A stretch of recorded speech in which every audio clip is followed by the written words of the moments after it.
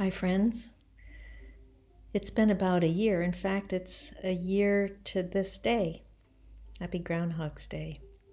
That I began releasing the information that I was holding for the two teachers that I had been associated with for well over 2 decades. In fact, 2019 marks 30 years of some kind of association, so a long time. And I wanted to do this video number 8 to talk about the reasons why it took me so long to come forth. And I'm looking at notes again because I'm not used to this. And it's complex. And then I got to deal with all this technology stuff. So I got notes here. It's not going to be real long. So there was a channeled session with a well-known channeler, for those of you that believe in that stuff. And I was encouraged to talk about not only the information that I did talk about in the first 7 videos, but why it did take so long. Also, in those first 7 videos, there's another controlling aspect. It's actually half of the reason why I came forth, at least. It was the primary instigator for coming forth with the information. And yet, I cannot discuss what that aspect is. I don't have the permissions of the people involved. And the teachers know this. And in that sense, it's a blackmail of a kind.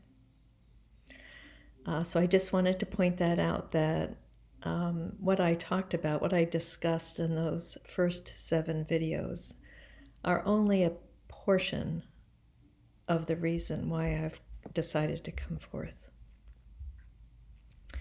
The other portion is actually quite a bit darker. It involves auric manipulations, implants, blah, blah, blah. That's actually a discussion for a whole other video. And it's very real stuff. And since producing the first 7 videos, there have been enormous psychic pushbacks. It's been pretty intense. It's been pretty intense anyway, right? But there's all this psychic stuff going on in addition. So there came a point where I had to talk about it. My soul actually demanded it. Probably some karmic lesson from multiple lifetimes.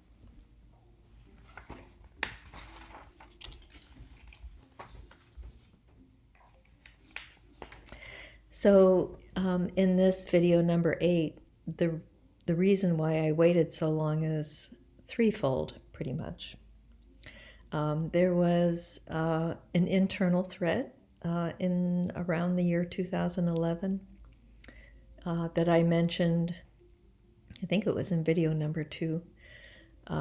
Very real. I knew the source of it because I was so familiar with that internal communication. And it was a silencing threat. It was literally being silenced. So that was really one of the primary reasons early on why it took me so long to come forth with this information. That literally put the lid on anything for probably 3 years, maybe 4 years. And if anyone is familiar with silencing, it's a human torture, as is isolation, which was another component of it. Both of those in tandem went on for an extraordinary amount of time. And if it wasn't for a significant amount of self-love, I'd probably be out of here.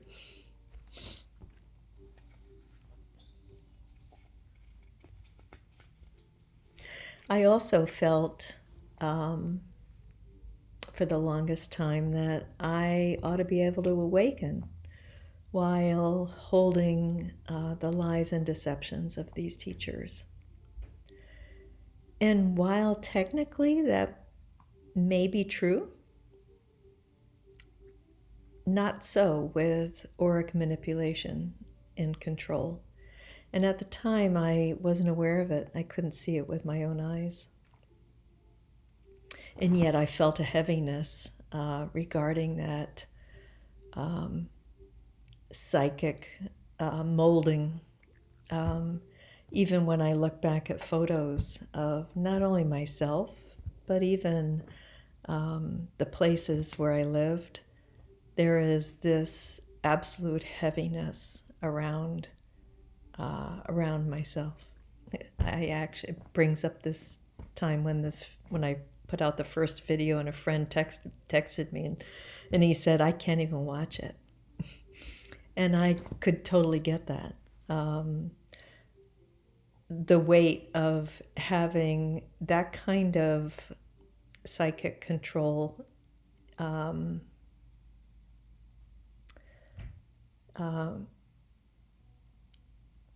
is evil. Hate to say it, hate to sound harsh like that, but it's the case. That kind of control is a death sentence, basically. And I talked about that also in the first several videos. So I did for a while, probably for another several years, think I could handle this. I could do this, you know. The second point with why it took me so long was my general temperament. It's one of being devoted and loyal, sometimes to a fault. In this case, it definitely was to a fault, and to a fault of harming myself and my family.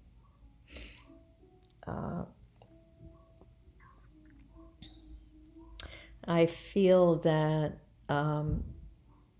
these teachers felt that that temperament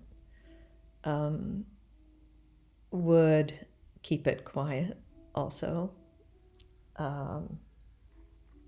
And I felt that they were counting on this kind of temperament to sort of martyr it out.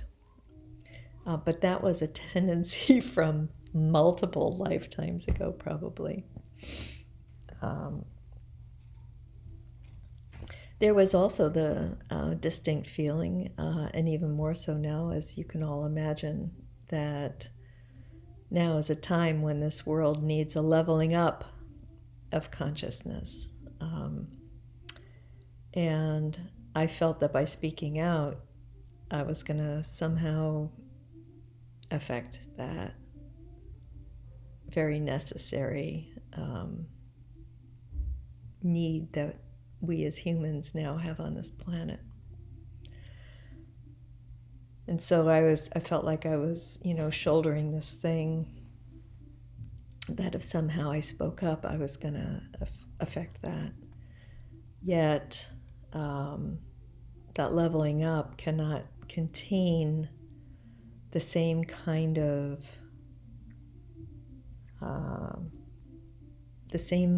seeds of dishonesty, the same kind of seeds of a lack of integrity in teachings, especially high-level awakening teachings that people rely on. And then they're asked to carry a certain seed of shadow for the missteps of others. So that's something that really prompted me to reconsider. But that took a while. And the third thing was the extreme vulnerability of calling out high-level teachers. And while my purpose isn't to drag this sort of stuff down the food chain, so to speak, and a lot of these teachers have been deeply helpful and I've benefited greatly from many of their teachings. And all of you know them. I'm not going to name them by names. I'll describe them in a few minutes. But there were a bunch that led on, sometimes through real soft hearts and looks of deep sympathy that couldn't possibly be anything else. And other times there were direct messages, whether in silence or otherwise. So there's this list of teachers that are essentially covering for the missteps of the two teachers that I was involved in for such a long time. I mean, how synchronistic can this get? I keep looking at the national scene, and as Shiv said, you can't make this stuff up. And he's right. So anyway, there's also several not on this list that contacted me in private and in very subtle way. Either said they appreciate me coming forth, they agree with the messages that I'm putting out. Not that I'm looking for that. It just felt absolutely necessary to get this stuff out. After a time, wild horses couldn't hold me back. So here's a few teachers. One was a teacher known for playful surrender, and I always appreciated the approach. But during a conference call, in response to a question, she said, "What if you had to hold on to this information for the rest of your life?" And I remember getting off this call feeling like I had just been stabbed, in a sense, that it was more betrayal. It was a extension of the betrayal. And in fact, that's what it is. Sorry for the shaking. I got sitting on my lap.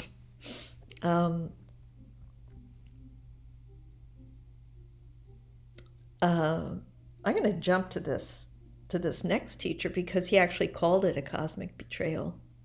I was surprised that on a public thread he actually described it as such. And those words indicate that it's a systemic virus, if you will, that carries on the lies and deceptions. There was an editor teacher who offered his teaching assistance in a teleseminar. There was one local teacher and another really well-known. I'm saying well-known for us guys. They're well-known if you've been on this circuit for any length of time. And most especially if you're another teacher. Known for his exquisite aesthetic precision in describing consciousness. I had gone to one of the teachers to hear a talk, and then this teacher came to Santa Cruz on a very rare visit, and both of those were looks of deep sympathy that you couldn't mistake for anything other than that. Other than having a profound empathy for what I was holding, what I was being forced to hold, and the effects it would have on this life.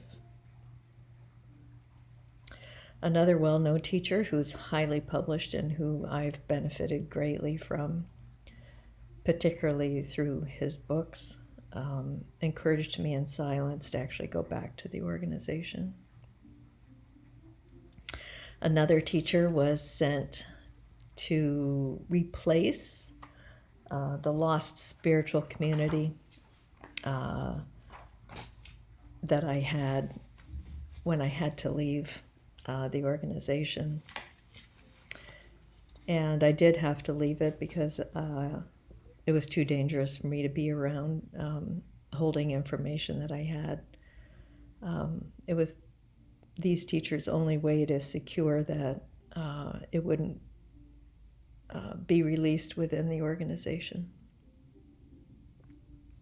Another very well-known teacher on a very rare visit to Santa Cruz named my teacher by his name the first 10 minutes of her talk.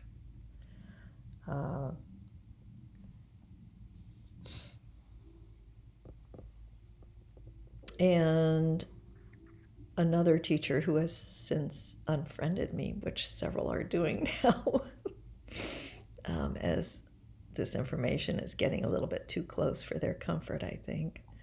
But she actually called me up at my home when I was still living in Santa Cruz, and she said it was her and another teacher or teachers feeling that I ought to be able to awaken while still shouldering the responsibilities of these missteps. And at the time when I was talking to her, I was still under that framework that, yeah, I ought to be able to, but there was something that was weighing that down. There was something that I couldn't get by, and it was that auric manipulation. I'm positive of that. It was that really ultimate trespass of a psychic trespass. And for those of you interested in broaching this topic of integrity and high-level teachings, I urge you to take that up. This whole level, this whole area of psychic breaches, of entering into another's auric zone, of purposeful manipulation, implants, you name it. This stuff was all new to me, believe me. I didn't have a clue. Well, I did kind of have a clue about Siddha powers. I was familiar with that, at least with this teacher from day one. But I didn't know anything about the ease of manipulation of other people's electromagnetic fields. It's fascinating. But it's a breach. It's an ethical breach, especially in liberating teaching, so-called. I'll say that again.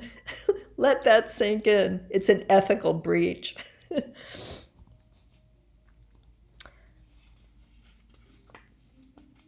This friend of mine, she was a whistleblower for a medical institution. She said, you're not going to have any friends left if you do this. And I said, probably, but at least they'll be the right ones.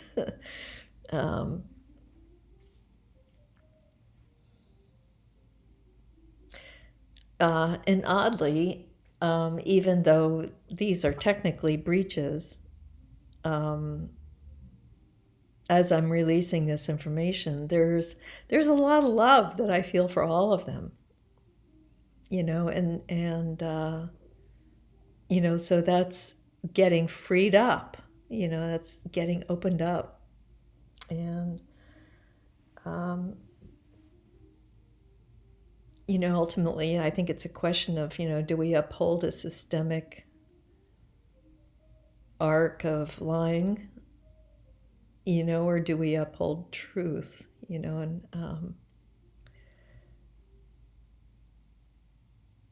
that's, that really is the question, right?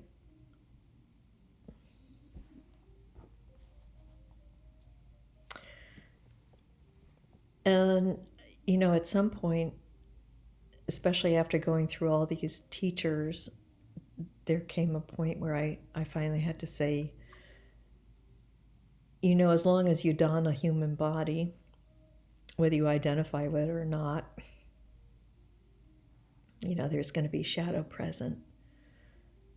And there's going to be missteps and mistakes, even amongst the highest of teachers. And I love what Adya said. I wish I could find that direct quote where he said, "It's my fear that somehow my words or my teachings might harm somebody." That's the general gist. of what he said, but I was deeply touched by that. And for sure, everybody makes mistakes and learns, even the highest of teachers.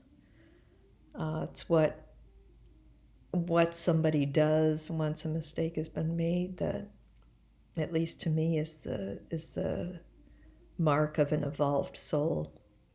As if there's integrity in how they mop up the mess. So that's it for this video. I thank you for listening, and this was another early birthday present to myself.